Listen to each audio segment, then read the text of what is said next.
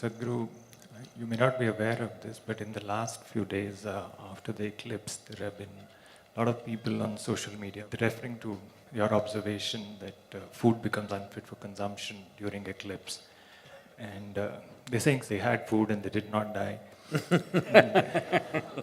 Are they disappointed? So they're even calling you superstitious and unscientific. So just wanted to hear your thoughts on that. Let's understand what is superstition.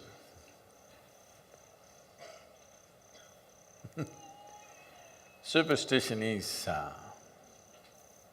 without any perception or knowledge about a certain subject, you make conclusions. That's superstition. Now,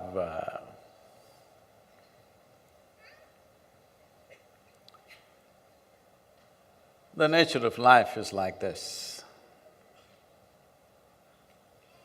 Depends how sensitive you are. Accordingly, that profound is your perception and experience of life. This will not come through intellectual accumulation. Those who read a high school textbook, if they think they are scientists, what can I say? Because a genuine scientist, a scientist who has probed into any aspect of life, with certain profoundness, will not speak like this. Now, as a yogi, as far as possible, I will never consume anything which is cooked, which is more than an hour and a half old. Why we are serving the food the way we are serving in the ashram is hoping that all of you will graduate from being yoga practitioners to yogis. Not just bending and twisting, you are beginning to feel the union in the existence. If this has to happen, body has to be sensitive and it has to have a minimum level of inertia. Now, if you eat food which in some way has deteriorated, it may not be rotten, nor is it going to kill you, you can eat it. It is just that it will lower your perception. In my experience of life, for me, lowered perception is death, at least death of the yogi. The man may live, the yogi is dead because he's lost his perception. He's lost his sensitivity. So, the death of sensitivity, if it doesn't matter to you, there's really no problem, you can eat what you want, you can eat garbage and still survive. While people are eating food that was cooked a week ago, 10 days ago, 3 months ago, they're keeping it in their refrigerators and eating. After eating it, they don't know what's the difference. To such people, what can you say? But for sure, they cannot have the sensitivity that I'm talking about. And I'm sure they're sleeping 8 to 10 hours a day. That is death for me. 10 hours of sleep, nearly 40% death, isn't it, in 24 hours. So, if you wish to live like that, you can eat whatever you want. What is the problem? You can eat anything you want. Well, I am not a scientist either, and I don't wish to be one. I don't have either books to read, nor am I researching anything, nor am I looking through a microscope, nor do I have a lab in my backyard.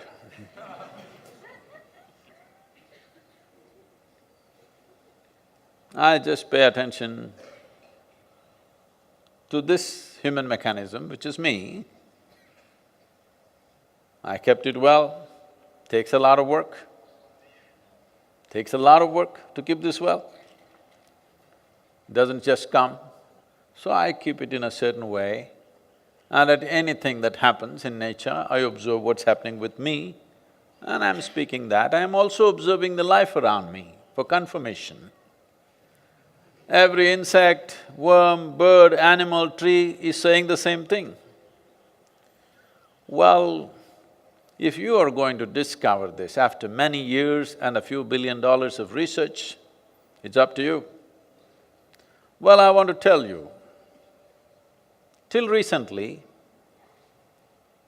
these so-called scientists, the real science is different. A scientist who's looked at something with profoundness will not speak this way. These are probably internet scientists, you know. They know every science, not just one, everything they know because they are on the internet. So such people were saying, I'm saying something so simple. They were advocating that alcohol, tobacco, red meat are the best things for your life, till recently. Now suddenly they've all become activists against that, because somewhere somebody said after $1 billion research, we've been saying it forever. What is a recent discovery for you has been an eternal wisdom for us. I'll tell you, I was in conversation with a doctor in United States of Indian origin. He was telling me that he is the first one in Western medicine to identify that the heart not only pumps blood, but it also sucks the blood back. The ventricles pump it out, the atrium sucks it back. He is the first one who wrote the papers. He sent me his videos, his TED talk, his scientific papers.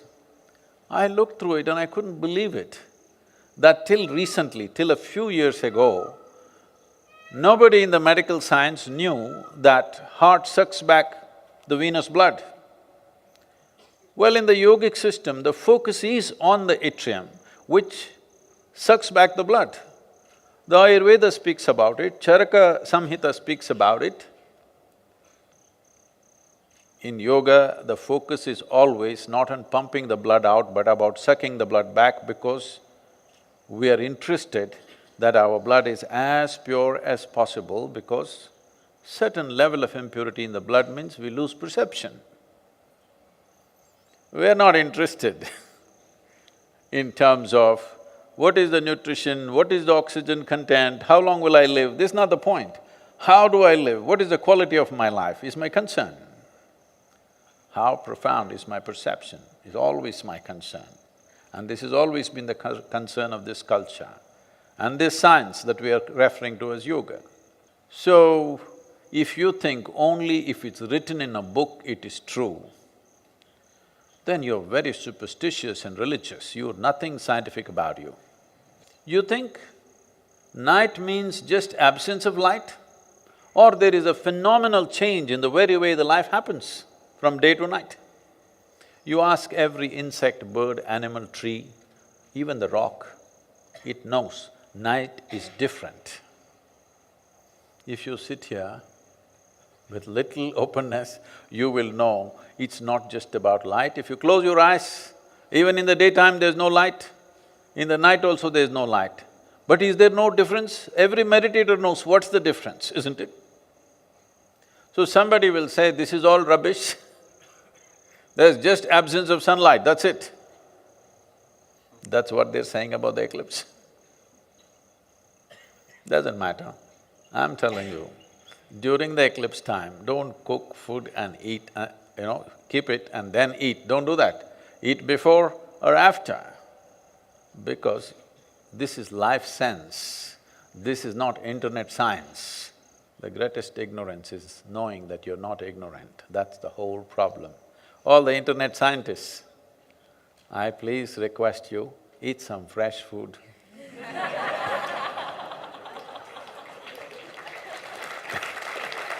Keep yourself healthy, well, perceptive, not to me, to life. Eat during the eclipse if you wish. You won't die. Inertia will build up. If you don't mind the inertia, anyway, you're drinking alcohol, smoking cigarettes, doing things, maybe it won't make any difference for you. Possibly it doesn't. If you take a high-end car today and go and pump gasoline in any of the Indian gas stations, which is 87 octane, your car will stop within a few kilometers. You need to buy special gas and put it into it. Why? Because it's high performance. So if you want to be high performance, what kind of fuel goes into you, you look at it carefully. You are a junk machine. Eat whatever, drink whatever, what does it matter anyway? Live whichever way you want. There's really no problem, okay? So, if you are disappointed that you did not die by eating during the eclipse,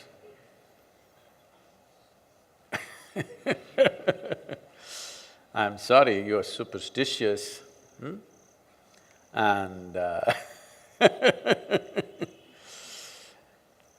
nature of life here is such that the earth, the sun and the moon have significant impact on this life.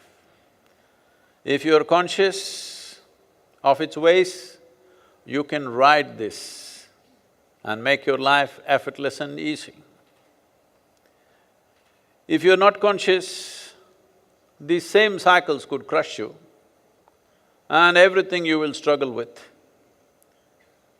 And you will suffer enormous prejudice within you, because prejudice and resentment will make you suffer more than physical disease or pain or injury. Please don't stay there. Try some fresh fruits and vegetables. It could help.